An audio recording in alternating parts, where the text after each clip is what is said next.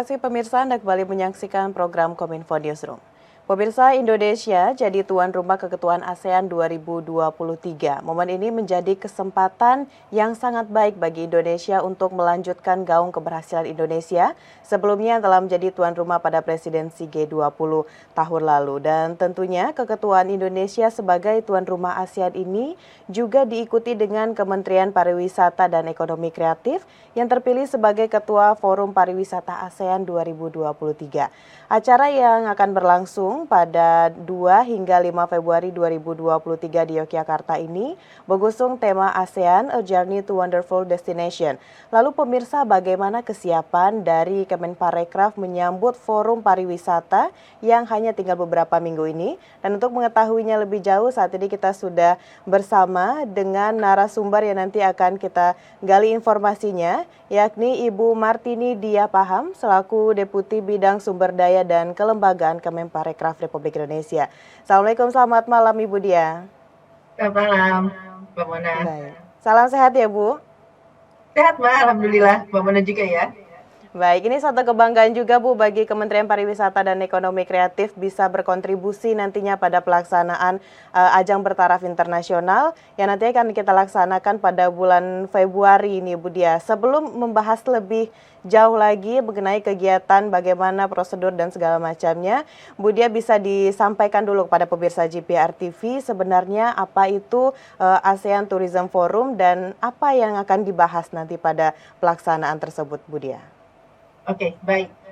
Selamat malam teman-teman semua. Jadi ASEAN Tourism Forum ini atau kita namakan ATF adalah suatu forum kerjasama antar negara-negara anggota ASEAN dalam bidang pariwisata. Ini tujuannya adalah untuk mempromosikan kawasan ASEAN sebagai destinasi tunggal, one single destination.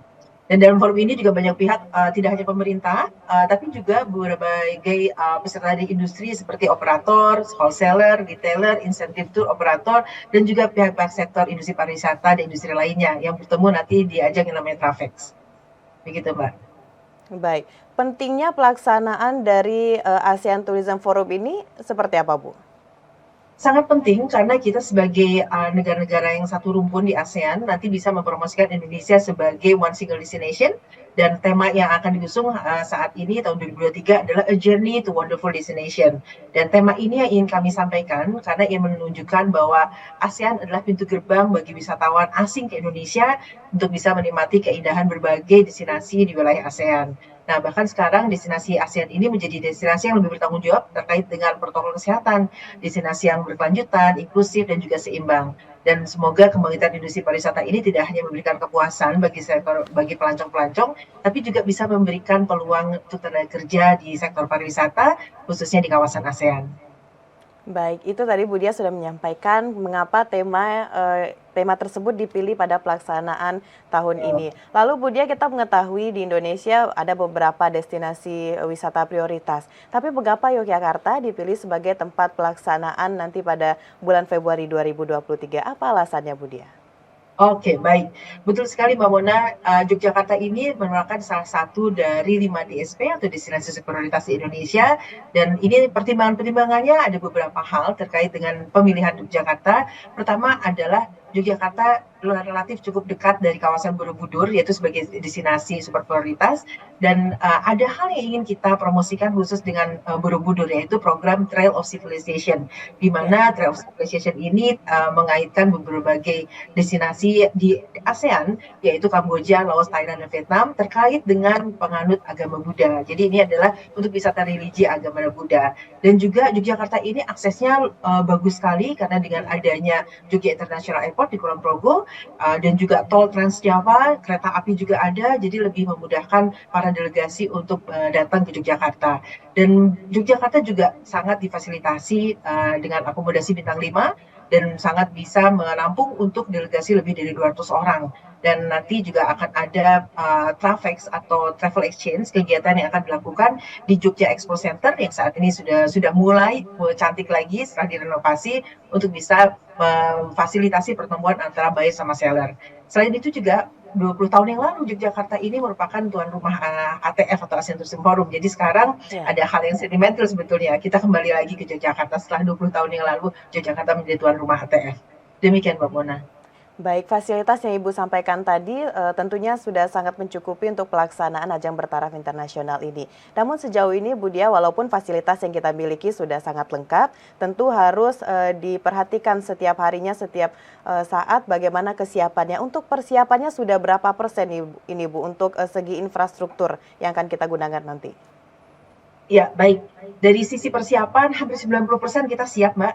Nah, Khususnya untuk pertemuan G2G meeting, yaitu government to government meeting yang akan diselenggarakan di Hotel Marriott, ini sudah siap, alhamdulillah. Tinggal nanti teknis pelaksanaannya saja ketika saat akan digelar acara. Kemudian untuk Travex-nya di Jakarta Expo Center, ini juga sudah disiapkan oleh Pemda Pariwisata DIY, dan saat ini sudah sampai tahap final, dan mudah-mudahan per nanti tanggal 2 dan 3 ketika akan pembukaan itu sudah siap dilakukan. Dan bandara ini juga sudah siap. Kami ada nanti satu hari lagi untuk bisa mengecek kesiapan bandara, khususnya untuk terkait dengan alur kedatangan para VIP yang akan hadir di acara ASEAN Tourism Forum nanti. Terima kasih, Mbak. baik, sudah lebih dari 90%, ini sudah sangat baik sekali Bu ya untuk menyambut pelaksanaan pada bulan Februari nanti. Lalu Bu Dia, tentunya untuk melaksanakan berbagai ajang di Indonesia ini kita harus memperhatikan juga manfaatnya untuk masyarakat, kesejahteraan masyarakat. Untuk sumber daya manusia yang nanti akan diberdayakan pada pelaksanaan bulan Februari nanti, Bu Dia, apakah kita hanya memanfaatkan masyarakat lokal atau dari daerah lain juga ikut berkontribusi ini Bu untuk SDM-nya?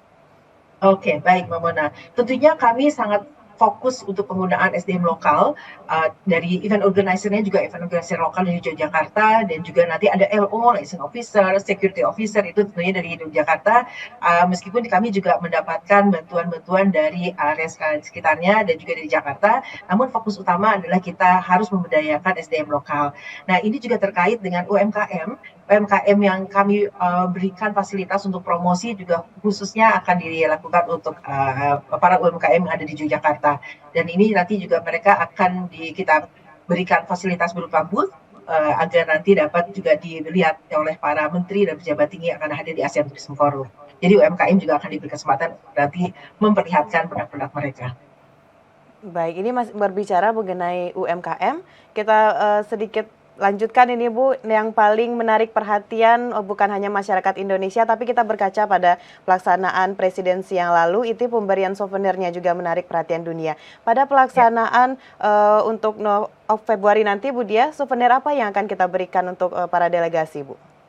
Oke, baik. Untuk delegasi, khususnya para menteri, nanti akan diberikan baik kain batik khusus ya. Ini motif batik nitik, ini motif batik khas Yogyakarta yang sudah langka. Dan jadi terima kasih kepada Pemda DIY yang akan memberikan batik-batik ini untuk digunakan oleh semua kepala negara, oleh para menteri-menteri yang akan datang di ATF nanti.